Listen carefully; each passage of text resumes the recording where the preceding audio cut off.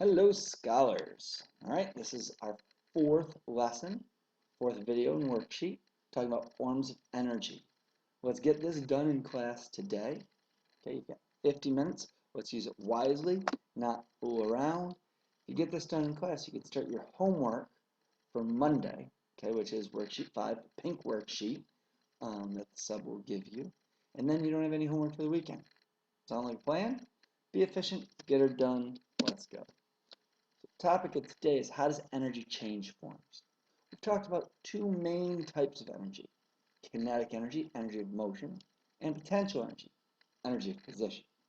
Now, there are other types as well. You've got mechanical energy, which isn't just machines. It's also how my fingers and hands move, and my jaw moves, right? Any object that's large and moving, we consider to be mechanical. Cool?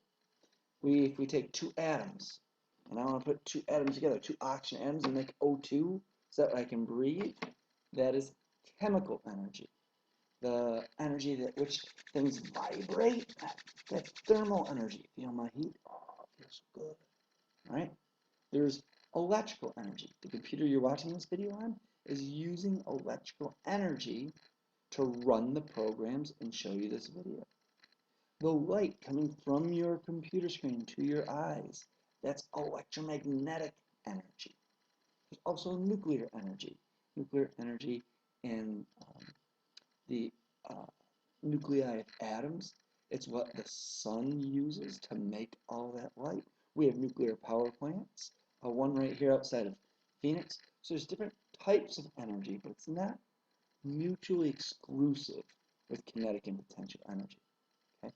I can have mechanical potential energy and mechanical kinetic energy. Cool? So it's just a more descriptive way of saying, what type of energy am I dealing with here? How can I quantify it? How can I give it a value? How can I measure it? Right? And how do I change forms? Right? Well, this is that idea of work and energy, tying last unit to this unit. So if I want to store potential energy, I need to do work on that system, whatever it is. Okay? As we saw in the demonstration in class the other day, if I want to do work to raise the mass using a pulley, I've got to do work on that pulley.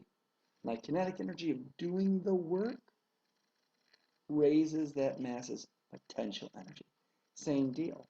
If I want to put this oxygen atom and this oxygen atom together to make O2, I need to do work to form that bond. Right? If I want to heat something up in the microwave or in the oven, I need to do work on that dinner. I need to invest energy in it to raise its temperature. It's going to take work on one end, but it raises the potential energy, that thermal potential energy of your roast beef. If I want to charge a battery, my battery in my computer, my iPad is dead. What do I need to do? I need to do work on that battery and move electrons from one side of the battery to the other side of the battery and give it the juice that you need to get through the day. Electromagnetic energy. Easiest thing to think of is magnets. Okay? Magnets just don't make themselves. You've got to pound them and line all the dipoles in it. That takes work. But then I can have stored electromagnetic potential energy.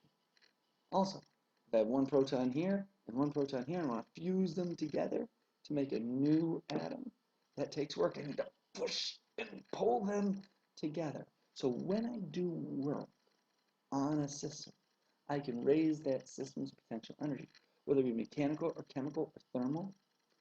Okay? Now, once I release that potential energy, I have the energy available, the potential to do work. Once that energy is released, it can be used and then stored in another form. Okay? So, for example, you ate breakfast this morning. You got a lot of chemical energy in sugar. You're going to convert that. Oh, no, I just saw a typo. Oh, well. Bad Mr. Taylor. That should be mechanical. Mechanical. Put an AN in there. As I run, I'm going to convert the chemical energy from the sugar into my mechanical energy of running. And then what happens as I run? I get hot.